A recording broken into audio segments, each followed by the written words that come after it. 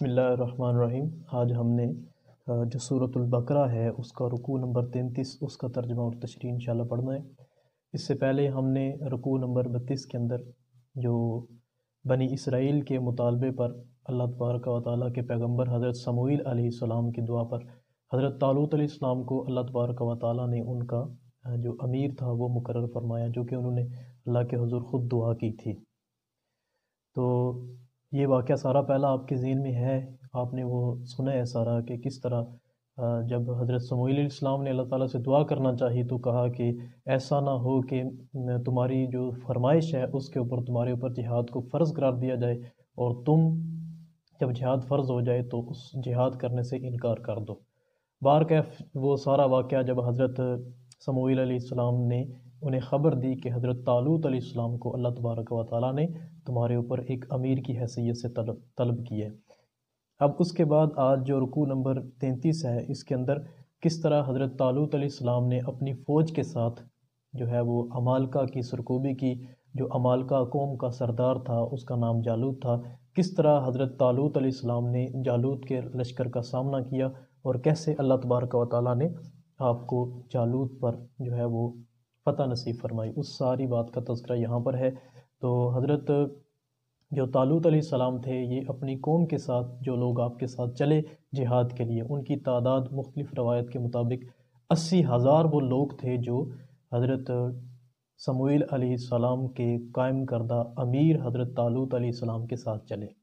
80,000 کی وہ فوج تھی، لیکن اس پوری فوج کے اندر ایک خامی یہ پائی جاتی تھی کہ ان کے اندر ڈسپلن نہیں تھا، یہ ڈسپلن کا ذرا بھی خیال نہیں رکھتے تھے۔ تو حضرت طالوت علیہ السلام نے ان کو ڈسپلن سکھانے کے لیے اللہ تبارک و تعالیٰ کی طرف سے ایک آزمائش سے گزارا تاکہ پتہ چل جائے کہ کون حق کا ساتھ دینے کے لیے تیار ہیں، کون میدان جنگ کے اندر ثابت قدم رہیں گے اور کون وقت سے پہلے کھسک جائیں گے۔ تو یہ اللہ تبارک و تعالیٰ کا ارشاد گرامی قدر ہے، یہ پورا ایک واقعہ ہے کہ کس طرح حضرت طالوت علیہ السلام نے اپنا جو 80,000 کا لشکر تھا انہیں آزمایا۔ شروع کرتے ہیں، سب سے پہلی آیت ہے فلما فصل طالوت بالجنود۔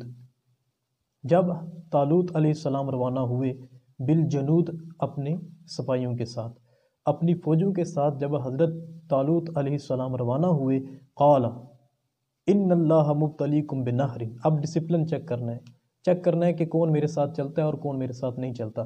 قال تو آپ نے فرمایا، فرمانے والے کون ہے؟ حضرت طالوت علیہ السلام۔ ان اللہ مبتلیکم بنہر، اللہ تمہیں آزمانے والا ہے، بنہر ایک نہر کے ساتھ، اللہ تمہیں ایک نہر کے ساتھ دریا کے ساتھ آزمانے والا ہے۔ فمن شرب منہ فلیس منی، پس جس نے اس نہر سے پیا، فلیس منی وہ میرے ساتھیوں میں سے نہیں۔ فمن لم یطعمہ فانہ منی، اور جس نے اس سے نہ پیا یعنی پانی اس نہر سے نہ پیا، فإنہ منی وہ مجھ سے ہے، الا من اغترف غرفۃ بیدہ، مگر چونکہ پیاس کی شدت ہے، یدن ہاتھ کو کہتے ہیں، اگر ہاتھ کے ساتھ کوئی بندہ چلو بھر کر پانی پی لے تو اس کے اندر کوئی حرج نہیں ہے، یعنی جو نہ پیے وہ بھی میرا ساتھی ہے اور جو صرف ایک ہاتھ کے ساتھ چلو بھر کر پانی پی لے وہ بھی میرا ساتھی ہے۔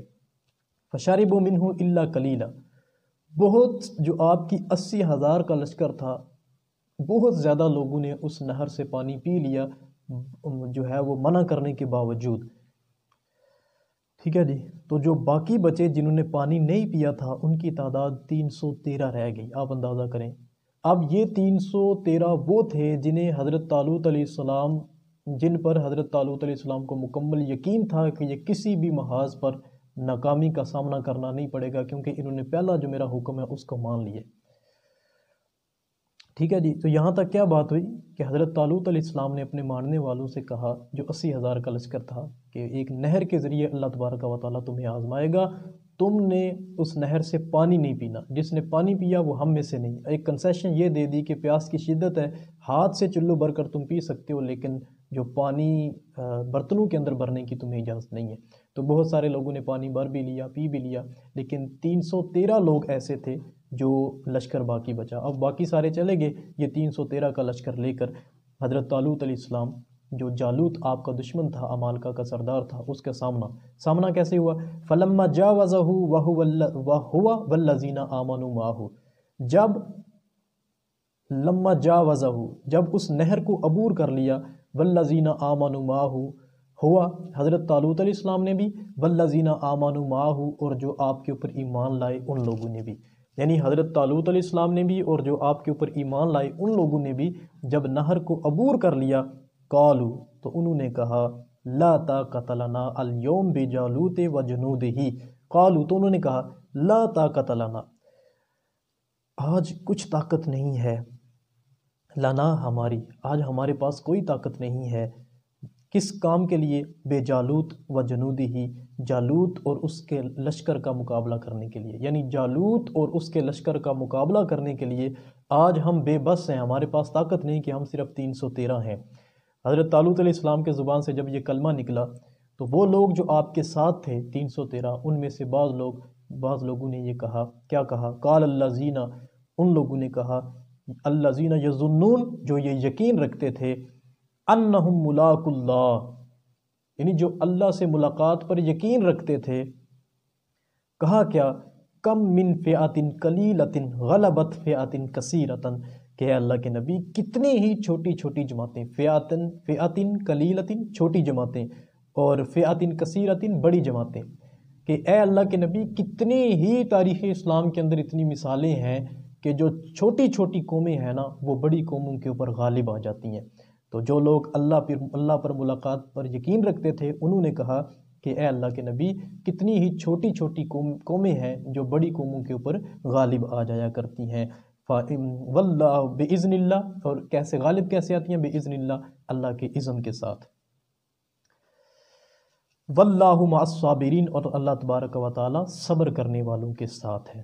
ٹھیک ہے جی، تو یہ ان کے ذہن میں ایک بات آ گئی کہ ہم 313 ہیں اور جو جالوت ہے اس کا لشکر بہت بڑا ہے، تو ہم اس کا سامنا کیسے کر سکیں گے؟ تو یہ ایک ڈھارس بندائی گئی حضرت طالوت علیہ السلام کی، آپ کے ماننے والوں کی طرف سے، کہ اللہ کے نبی کتنی ہی چھوٹی چھوٹی جماعتیں ہیں جو بڑی جماعتوں پر اللہ کے حکم کے ساتھ غالب آئی ہیں، اور آگے فرمایا کہ واللہ مع الصابرین، بے شک اللہ تبارک و تعالیٰ صبر کرنے والوں کے ساتھ ہے۔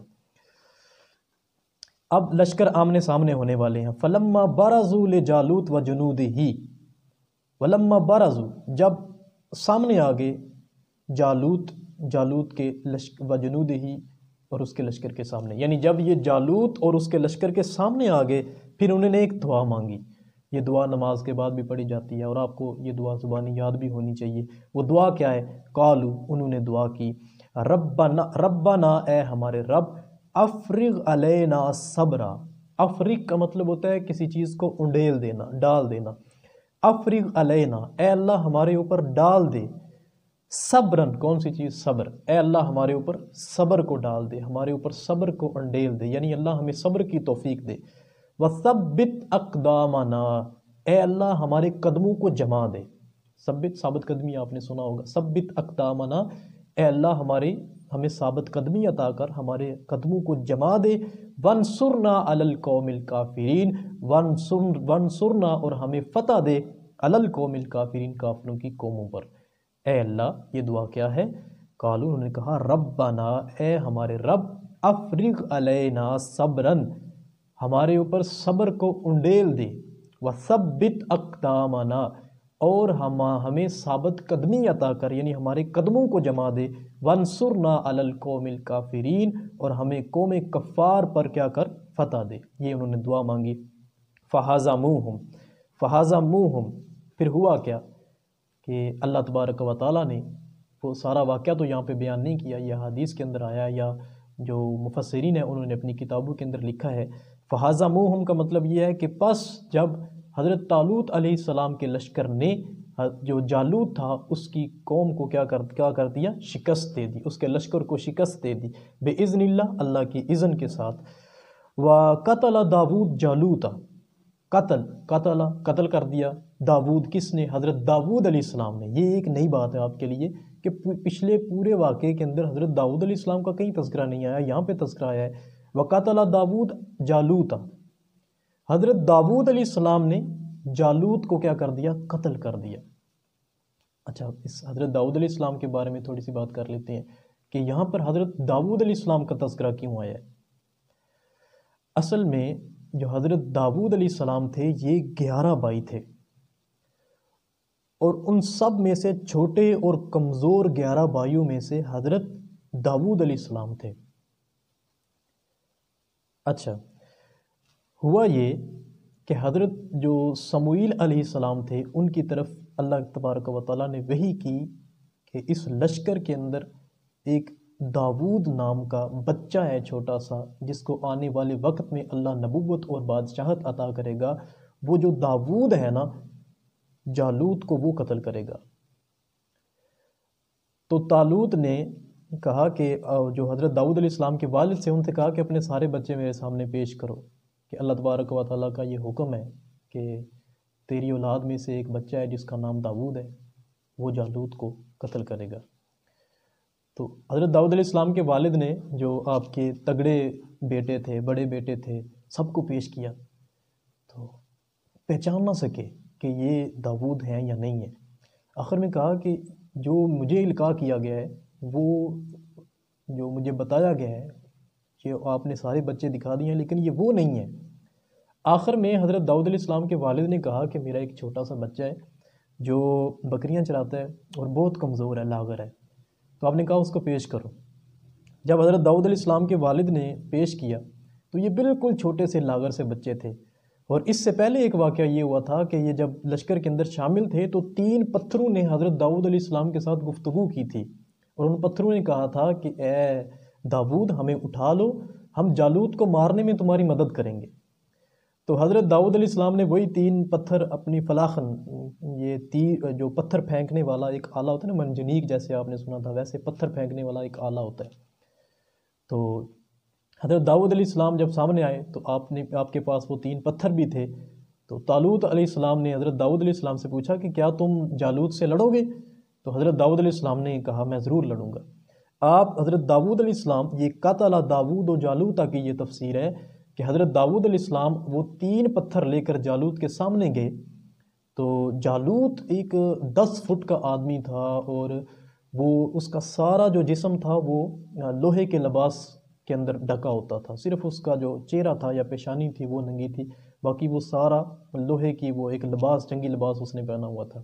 تو اس نے جب حضرت داؤد علیہ السلام کو پتھر پکڑے آگے آتے دیکھا تو اس کے منہ سے ایک کلمہ نکلا، دونوں کا آپس میں مکالمہ ہوا، حضرت داؤد علیہ السلام کا اور جالوت کا۔ مکالمہ یہ ہوا کہ جو جالوت تھا وہ تکبر کے اندر آ کے کہنے لگا، تم مجھے مارنے کے لیے پتھر اٹھا کے ایسے آ رہے ہو جیسے کسی کتے کو مارنا ہو۔ تو حضرت داؤد علیہ السلام کی زبان سے یہ نکلا کہ کتے کو مارنے کے لیے تو پتھر استعمال کیے جاتے ہیں، لیکن تو کتے سے بھی بدتر ہے۔ ٹھیک ہے جی۔ تو پھر حضرت داؤد علیہ السلام نے اس کے کوئی وار کرنے سے پہلے ہی وہ جو پتھر تھے وہ اپنی جہاں پہ سنبھالے ہوئے تھے نکالے، اور وہ پتھر حضرت داؤد علیہ السلام نے وہ پتھر پھینکنے والے آلے کے اندر ڈال کر اس کی طرف پھینکے، کیونکہ اس کے سارے جسم کے اوپر لوہا تھا، صرف اس کی پیشانی خالی تھی۔ تو روایات کے اندر آتا ہے، صاحب تفاسیر نے یہ بات لکھی ہے کہ پتھر جب حضرت داؤد علیہ السلام نے مارے تو وہ اس کی پیشانی کو چیرتے ہوئے اس کے جو سر کی طرف سے پیچھے سے باہر نکل گئے، تو وہ فوراً وہیں پہ ڈھیر ہو گیا، اور ایک چھوٹے سے بچے نے، جو اتنا بڑا متکبر قسم کا بادشاہ تھا، عمالقہ کا سردار تھا جالوت، اس کو قتل کر دیا۔ اب جب قوم عمالقہ نے یہ دیکھا کہ ہمارا سردار مر گیا ہے تو وہ سارے کے سارے وہاں سے بھاگ کھڑے ہوئے۔ اس طرح اللہ تبارک و تعالیٰ نے حضرت داؤد علیہ السلام، جو ایک اللہ کے بعد میں اللہ تبارک و تعالیٰ نے انہیں بادشاہت بھی عطا کی، بچپن کے اندر ان سے یہ اتنی بڑی ذمہ داری اللہ تبارک و تعالیٰ کی ذات نے ادا کروائی۔ آگے یہ اب اس بات کی آپ کو سمجھ آ گئی ہوگی کہ قتل داؤد و جالوت کا مطلب کیا ہے، کہ حضرت داؤد علیہ السلام نے جالوت کو کیسے قتل کیا، یہ سارا واقعہ آپ کے سامنے آ گیا۔ آگے پھر وَأَتَاهُ اللَّهُ الْمُلْكَ وَالْحِكْمَةَ، اللہ تبارک و تعالیٰ نے حضرت داؤد علیہ السلام کو پھر بعد میں عطاہ اللہ الملک، اللہ نے بادشاہی بھی دی، والحکمہ، اور حکمت بھی سکھائی، وَعَلَّمَهُ مِمَّا يَشَاءُ۔ اب اللہ تبارک و تعالیٰ نے حضرت داؤد علیہ السلام کو جو بادشاہت اور حکمت ہے یہ کیسے سکھائی، کہ جو حضرت طالوت علیہ السلام تھے نا، جو بنی اسرائیلیوں کی طرف سے امیر بنائے گئے تھے، انہوں نے ایک شرط لگائی تھی کہ جو طالوت کو قتل کرے گا میں اپنی بیٹی کی شادی اس کے ساتھ کروں گا۔ جب حضرت داؤد علیہ السلام نے قتل کر دیا جالوت کو، تو پھر جو حضرت طالوت علیہ السلام تھے انہوں نے اپنی بیٹی کی شادی حضرت داؤد علیہ السلام سے کروا دی۔ اس طرح جو طالوت کے بعد بادشاہ بنے وہ حضرت داؤد تھے، پھر اللہ نے ان کو نبوت بھی دی۔ وَعَلَّمَهُ مِمَّا يَشَاءُ، اللہ نے پھر انہیں وہ کچھ سکھایا جو اللہ چاہتا تھا۔ وَلَوْلَا دَفْعُ اللَّهِ النَّاسَ بَعْضَهُم بِبَعْضٍ لَفَسَدَتِ الْأَرْضُ وَلَكِنَّ اللَّهَ ذُو فَضْلٍ عَلَى الْعَالَمِينَ۔ یہاں پہ ایک کائنات کا کلیہ بیان کیا گیا، ایک ضابطہ بیان کیا گیا ہے، اور وہ ضابطہ کیا ہے؟ لولا دفع اللہ، اگر اللہ نہ بچاتا الناسا لوگوں کو، بعضہم ببعض بعض لوگوں کو بعض لوگوں کے ساتھ، اللہ اگر بعض لوگوں کو بعض لوگوں کے ساتھ نہ بچاتا لفسدت الارض، تو زمین کے اندر فساد برپا ہو جاتا۔ ولیکن اللہ ذو فضل علی العالمین، لیکن اللہ تبارک و تعالیٰ سارے جہانوں پر بڑا فضل کرنے والا ہے۔ اس میں اس بات کی طرف اشارہ ہے کہ جب بھی کوئی قوم اللہ تبارک و تعالیٰ کے احکامات کی خلاف ورزی کرتی ہے تو اللہ ایک ایسی قوم کو پیدا کر دیتا ہے جو تلوار کے زور سے یا واض و نصیحت کے ذریعے سے، جو اللہ کی حدود کو توڑنے والے لوگ ہوتے ہیں، ان کی ہدایت کے لیے اللہ کوئی قوم پیدا کر دیتا ہے۔ یہ کائنات کا قاعدہ ہے کہ اگر برائی سے روکنے والے لوگ موجود نہ ہوں اور برے لوگوں کو اپنے طریقے کے مطابق زندگی گزارنے کی اجازت دے دی جائے تو پھر زمین کے اندر فساد برپا ہو جاتا ہے، جو اللہ تبارک و تعالیٰ کی ذات کبھی بھی پسند نہیں کرتی۔ ایک ہمارے ساتھ مسئلہ اور بھی ہے کہ ہم سمجھتے ہیں کہ شاید جو امر بالمعروف اور نہی عن المنکر، یعنی نیکی کا حکم دینا اور برائی سے منع کرنا، یہ شاید ایک پڑھے لکھے طبقے کی ذمہ داری ہے، یا جو آپ کے ٹیچرز ہیں ان کی ذمہ داری ہے، یا پھر یہ امر بالمعروف اور نہی عن المنکر یہ شاید صرف جو امام مسجد ہے یا ایک جمعہ کے اوپر تقریر کرنے والا بندہ ہے شاید یہ اس کی ذمہ داری ہے۔ ایسا نہیں ہے، اس معاشرے کے ہر فرد کی یہ ذمہ داری ہے۔ میں ایک پیغام آپ کو دے رہا ہوں آن لائن کلاس کے ذریعے کہ ہر معاشرے کی یہ ذمہ داری، معاشرے کے اندر بسنے والے ہر فرد کی یہ ذمہ داری ہے کہ وہ جہاں بھی برائی کو دیکھے لوگوں کو برائی سے منع کرے، تاکہ وہ اس آیت کریمہ کے اوپر پورا اترے کہ جہاں بھی اللہ کی نافرمانی کرنے والی قوم پیدا ہوئی ہے، اللہ تبارک و تعالیٰ نے حدود اللہ کو نافذ کرنے والی قوم بھی پیدا کی ہے۔ اس لیے یہ امر بالمعروف اور نہی عن المنکر یہ ہر شخص کی ذمہ داری ہے۔ اور کنتم خیر امت اخرجت للناس تأمرون بالمعروف وتنہون عن المنکر، تم ایک بہترین امت ہو، اللہ ارشاد فرماتا ہے تم ایک بہترین امت ہو اخرجت للناس، جس کو لوگوں کے لیے نکالا گیا ہے، اور تمہارے نکالنے کا مقصد کیا ہے؟ تاکہ تم لوگوں کو اچھائی کا حکم دو اور برائی سے منع کرو۔ برائی کو روکنا کیسے ہے؟ حضور نبی کریم علیہ الصلوۃ والسلام کی حدیث مبارکہ ہے اذا رأى احدکم منکرا فلیغیرہ بیدہ، جب تم میں سے کوئی برائی کو دیکھے تو اپنے ہاتھ کے ساتھ برائی سے لوگوں کو منع کرے، طاقت کا استعمال کرے۔ وَإِن لَمْ يَسْتَطِعْ فَبِلِسَانِهِ، اگر اس کی استطاعت نہیں رکھتا تو اپنی زبان کے ساتھ لوگوں کو برائی سے منع کرے۔ وَإِن لَمْ يَسْتَطِعْ فَبِقَلْبِهِ، اگر اس کی بھی استطاعت نہیں رکھتا، یعنی زبان کے ساتھ بھی استطاعت برائی سے روکنے کی نہیں رکھتا، فَبِقَلْبِهِ، تو نبی کریم صلی اللہ علیہ وآلہ وسلم نے ارشاد فرمایا پھر اپنے دل کے اندر برائی کو برا جانے۔ وَذَلِكَ أَضْعَفُ الْإِيمَانِ، اور یہ ایمان کا کمزور ترین درجہ ہے۔ بڑے افسوس کے ساتھ یہ کہنا پڑتا ہے کہ ہم شاید جو ایمان کا کمزور ترین درجہ ہے نا، ہم اس سے بھی شاید کہیں نیچے چلے گئے ہیں۔ وجہ کیا ہے کہ ہم برائی کو دیکھتے ہیں، ہمیں برائی کے ساتھ نفرت نہیں ہوتی۔ اس لیے یہ آپ نے پڑھا وَلَوْلَا دَفْعُ اللَّهِ النَّاسَ بَعْضُهُم بِبَعْضٍ لَفَسَدَتِ الْأَرْضُ، یہ قومیں برباد ہو جاتی ہیں جب برائی عروج پہ ہو اور لوگ برائی سے منع کرنے والے موجود نہ ہوں۔ اور ہم نے اس ذمہ داری کو صرف جو ہمارے امام ہیں یا ہمیں جمعہ پڑھانے والے لوگ ہیں، ہمارے مولوی حضرات ہیں، ہم نے شاید ان تک محدود کر دیا ہے۔ یہی وجہ ہے کہ آج جس قدر زمین کے اوپر فساد برپا ہے، اس کی وجہ یہ ہے کہ ہم نے صرف یہ ذمہ داری چند لوگوں تک محدود کر دی ہے۔ فی الحقیقت یہ اس معاشرے کے اندر رہنے والے ہر فرد کی ذمہ داری ہے کہ وہ لوگوں کو اچھائی کا حکم دے اور برائی سے منع کرے۔ اس کے اوپر کافی ساری بات کی جا سکتی ہے، لیکن ہم چونکہ اپنے موضوع کی طرف واپس آتے ہیں۔ حضور نبی کریم صلی اللہ علیہ وآلہ وسلم نے سب سے زیادہ جس چیز کے اوپر زور دیا ہے وہ امر بالمعروف اور نہی عن المنکر ہے۔ اللہ ہمیں بھی اس جذبے کو قائم رکھنے کی توفیق عطا فرمائے۔ آگے چلتے ہیں، سورۃ البقرہ کی جو آیت نمبر آگے جو دوسرے پارے کی یہ آخری آیت ہے، اور یہاں سے آگے پھر تیسرا پارہ شروع ہو جائے گا۔ اللہ تبارک و تعالیٰ ارشاد فرماتا ہے، تلک آیات اللہ نتلوہا علیک بالحق، تلک یہ آیتیں ہیں، آیات اللہ اللہ کی، یہ اللہ کی آیات ہیں، نتلوہا علیک بالحق، جسے ہم حق کے ساتھ آپ کے اوپر تلاوت کرتے ہیں، وَإِنَّكَ لَمِنَ الْمُرْسَلِينَ، اور بے شک آپ رسولوں میں سے ہے۔ یہاں پہ آپ کو 2 پارے مکمل ہو گئے۔ اگر آپ نے شروع سے ٹھیک پڑھا ہے تو مبارک آپ کو کہ آپ کے 2 جو پارے ہیں نا پہلے ترجمہ اور تشریح کے ساتھ مکمل ہو گئے۔ یہاں سے تیسرا پارہ شروع ہو رہا ہے اور وقت بھی کافی ہو رہا ہے، اب میں تھوڑا صرف ترجمے پہ اکتفا کروں گا۔ تِلْكَ الرُّسُلُ فَضَّلْنَا بَعْضَهُمْ عَلَى بَعْضٍ، تِلْكَ الرُّسُلُ یہ سارے کے سارے اللہ کے رسول ہیں، فَضَّلْنَا بَعْضَهُمْ عَلَى بَعْضٍ ہم نے بعض جو انبیاء ہیں، بعض جو رسول ہیں ان کو بعض کے اوپر فضیلت دی ہے۔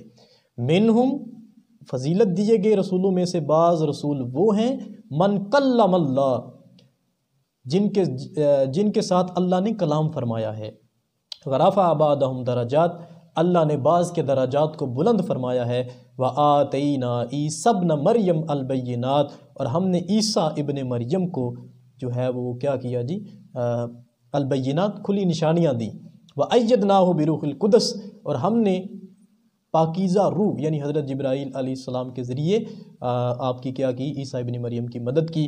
وَلَوْ شَاءَ اللَّهُ اگر چاہتا اللہ، مَا اقْتَتَلَ وہ کبھی بھی آپس میں نہ لڑتے، الَّذِينَ مِن بَعْدِهِمْ جو ان رسولوں کے بعد آئے، مِن بَعْدِ مَا جَاءَتْهُمُ الْبَيِّنَاتُ جب کہ ان کے پاس اللہ کی طرف سے روشن دلیلیں آن پہنچی، کھلی نشانیاں آن پہنچی۔